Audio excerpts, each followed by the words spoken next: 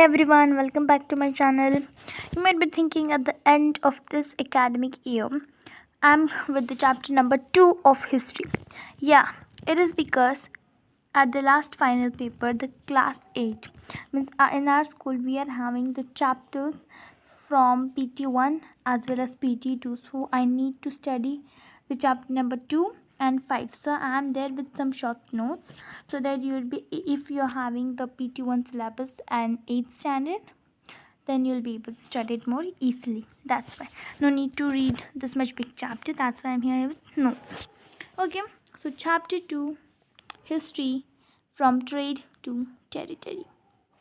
So basically in this chapter they have just mentioned, I'll just give the summary, a very short summary within 1-2 minutes. In this chapter they have introduced, when the Aurangzeb ruler was there and when he died, at that time he allowed, or he gave one he signed one assignment with East India Company to rule or to set up their company on the bank of Hooghly river. And from that onwards the East India started gaining the control. It settled down over there, it started expanding, and eventually we learned about so many other consequences, how the leaders or how the British officials emerged and they started new policy and several other things. So we are just gonna get the notes, that is the short summary of chapter 2. Let's start now. So first thing, Aurangzeb was the last powerful Mughal ruler. So the thing, we know that Aurangzeb was the last powerful Mughal ruler. Okay, East India Company comes east. Now why they have said this? Because East India came from east side. Okay, and it went where it came, it approached to the east side only. From east it came to east of India, east side. Okay, because West Bengal is in the east side, and we also know why that. Though the Bengal is in east, it is termed as west, because when partition of Pakistan happened, at that time the West Pakistan was taken to east.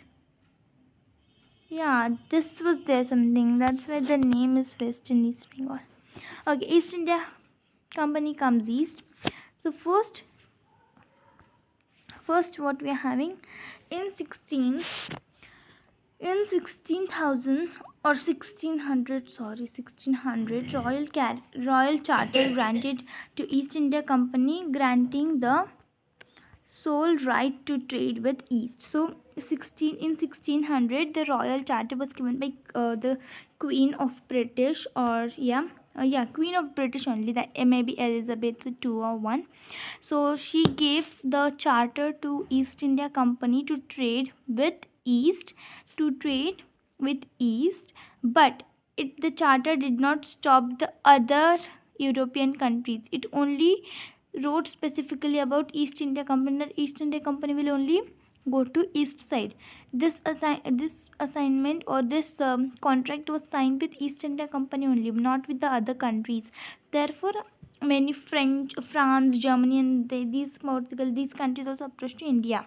East India Company bought goods at cheap price and sold them at higher price in Europe. So East India Company bought the goods from India at very very very cheap rate and sold at expensive prices in Europe. Cotton and silk were produced in India and had a big market in Europe. This cotton and silk, it was produced in India in a large amount, cotton and silk, and this was bought to a big market in Europe. Even the spices like pepper, cloves, cardamom, and cinnamon were in a great demand. These particular spices were also in great demand, and they were also bought or purchased at cheap rate and were sold at very very high prices, maybe 5 times. Okay, 5 times high. For example, they bought these pepper cloves and all for 10 rupees. So they will sell this only at 50 rupees, 5 times higher. East India Company begins trade in Bengal. Firstly, in the first thing, East India Company started trading in Bengal in 1651. The first English factory was set up on the banks of river Hooghly, Kolkata. This Hooghly river, it's in Bengal, okay, Kolkata. In 1651, in 1651, the English factory was set up. Yes, in 1651. This is very important. In 1651, please remember this. I also need to remember. In 1651, the first English factory was set up on the banks of river Hooghly. In 1651, the first English factory was set up on the bank of Hooghly River. Aurangzeb issued a farman granting the company the right to trade. Yeah, farman. It's the term which I was supposed to speak in the beginning, but I forgot that. Okay. Aurangzeb issued farman. Farman means grant. We can say grant one, farman, order. Yeah. Aurangzeb issued a farman granting the company the right to trade duty free. Means they do not need to pay tax for trading. They will trade duty free. This was issued by whom? Aurangzeb. I think Aurangzeb lost his mind at that time. Next, the company tried to press for more concessions and manipulate existing privilege. Wait a minute, guys. Privileges. So this company, he tried to press for more concessions and manipulate existing privileges. It manipulated, it dominated the people of India. How trade lead to battles. And we know in 1651 the East India Company was set up, and at that particular time in year 16 and all, Aurangzeb also died, and Bengal Nawabs associated their power and autonomy. They started misusing their powers, and the Nawabs of Bengal were refused to grant the company concessions. So what happened? They misused their power. As Aurangzeb granted the duty-free trading to East India Company, this Nawabs refused it, and it asked for taxes from East India Company. This first happened. Then we are having the Battle of Plassey. This battle of Plassey, but actually this Plassey is the literal name of this particular place is Plassey, and Plassey is named after flowers, Plassey flowers. Maybe the Plassey is name in Bengal or I don't know that, but they are pinkish in color, Plassey flowers. That's why this Plassey is known as Plassey is named after Plassey flowers. Alright. The Battle of Plassey. This battle was fought on 23rd June 1757. The Battle of Plassey was fought on 23 June 1757 between, we know that, Robert Clive and Siraj-ud-Dowla. It was fought and was the first major victory of English. In this battle, unfortunately, this Siraj-ud-Dowla lost, and Robert Clive was the winner. And we also know the controversy behind this. This Mir Jafar was there, and he was told that he will be the next commander after when Siraj-ud-Dowla will die, and then Mir Jafar, due to greediness, he was against Siraj-ud-Dowla, though he was Muslim, and he was in the team of Sirajuddaula only, but he betrayed his own master. Okay, Battle of Plassey. On 23rd June 1757, Battle of Plassey was fought and was the first major victory of India, of English in India. Sorry, Alivardi Khan died in 1756 and Siraj the Dawla became the Nawab. So Alivardi was first Nawab of Bengal. Alivardi Khan, yeah. But he died in 1756. Then Siraj Dawla became the Nawab. And in 1757, means the same year when Plassey was fought, this Robert Clive was not in India. He was not in Bengal. He was at the southern part of the Bengal, but he was called, yeah, as he was Governor General or something. So this Robert Clive was called in Bengal to encounter Sirajuddaula. So in 1757 only, Robert Clive was called in Bengal, and he led the company's army against Sirajuddaula at Plassey in Bengal. Main reason for defeat of Nawab was the forces led by Mir Jafar, one of the Sirajuddaula's commander, never fought the battle. As I told you, Mir Jafar betrayed his own master. He came up with his forces and all against his master only. Okay. Mir Jafar was promised that he would be the next Nawab after crushing Sirajuddaula, but no, this didn't happen. Robert Clive promised him, but Robert Clive betrayed Mir Jafar, and Mir Jafar betrayed Sirajuddaula. I just remember the Battle of Plassey. Just remember it was fought between Sirajuddaula and Robert Clive because of these reasons. We know the reasons, we have discussed it. And and also when it was for on 23rd of June. So see, June, January, February, March, April, May, June. I know the trick to remember the date. So see, just remember 23 is there.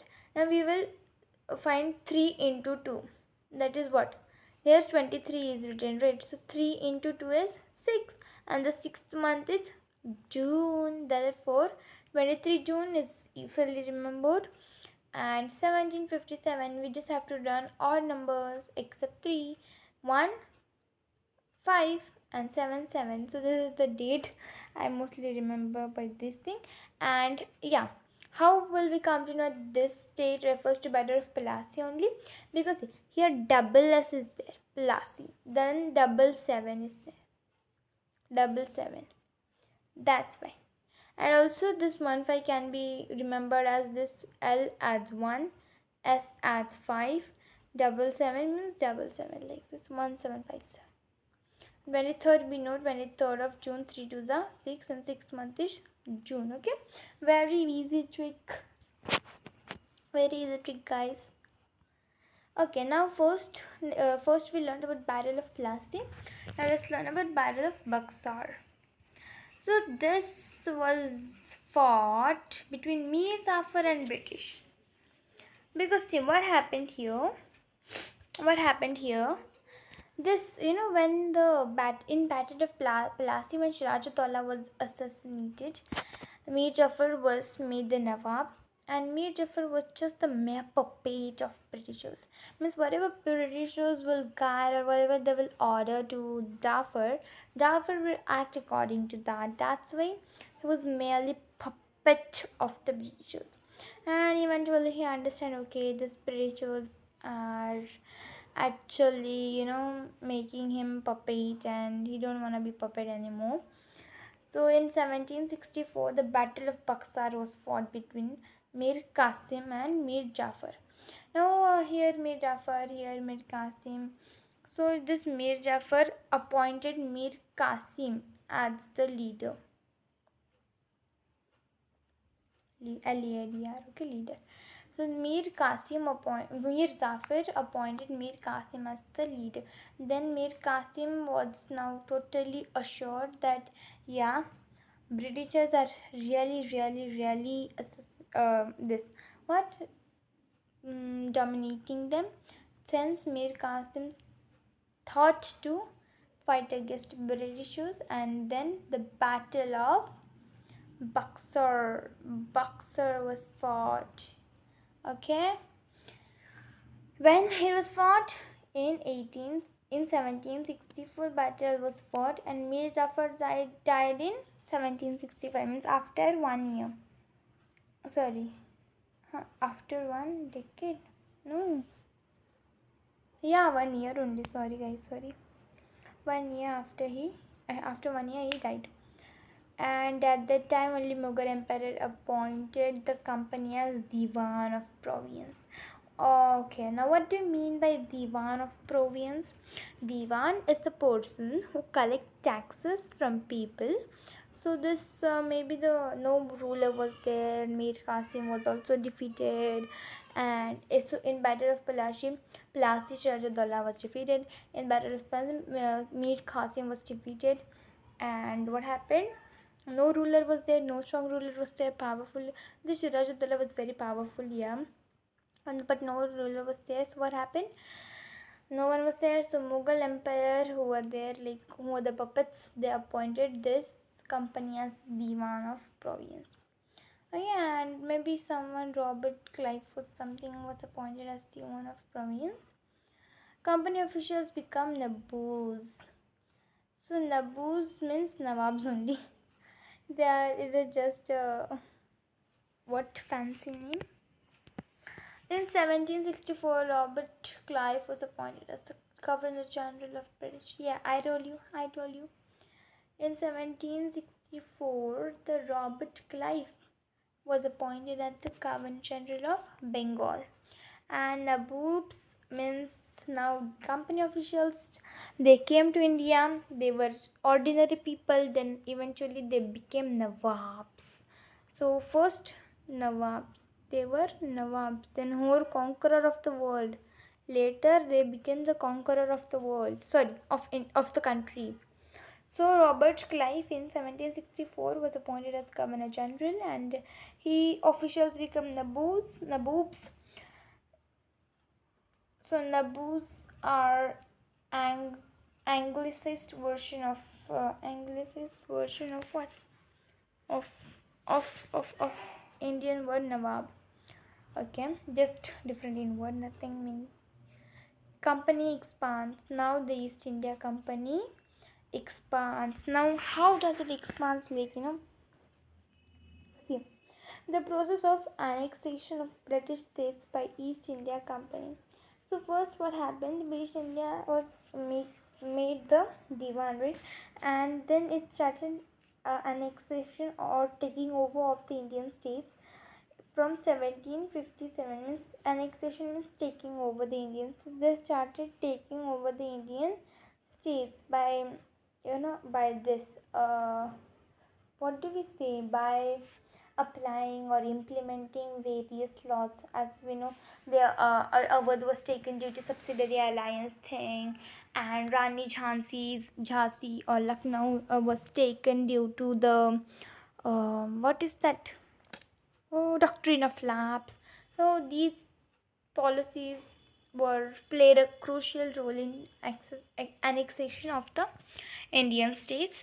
And yeah, 1857 to 1757 to 1857 decade brought forth some key aspects of company really launched the direct military attack known as known territory. After Battle of Paksa, the company appointed residents in Indian states.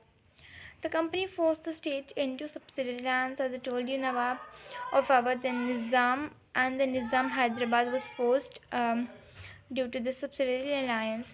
Tipu Sultan, Tiger of Mysore, he played a crucial role. He was having very good connections with France. He was having good connection with France and Germany, and yeah, good trade relationship. So Tipu Sultan was the son of Hyder Ali, and both the son and father, they both were ruler of Mysore, and very powerful ruler. They were having so much area under them. Tipu Sultan ruled Mysore from 1782 to 1799. Four wars were fought between Britishers in Mysore and were known as Anglo-Mysore War. Yeah, actually four wars were fought, and in two or three wars Tipu Sultan won, but in the last war Britishers won the war and Tipu Sultan died. Tipu Sultan ruled Mysore from 1782 to 1799. Four wars were fought between Britishers in Mysore, and this was known as Anglo-Mysore War. In 1799, Britishers won the Battle of Seringapatam against Mysore. Tipu Sultan was killed and his capital was taken over. So what were the four wars? 67, 1767 to 1769. Okay. 67, 68, 69, only 1 year gap. 80 to 84 means 4. 1, 4, 1, 1, 4, 1. Remember this pattern, guys. 1, 4, 1. 1 year gap, then 4 year gap, then 1 year gap, and then 1799. Now we are done with the notes. Thank you so much. Bye. If you like the video, please don't forget to subscribe my channel. And I'll be coming with the notes of chapter 5 soon.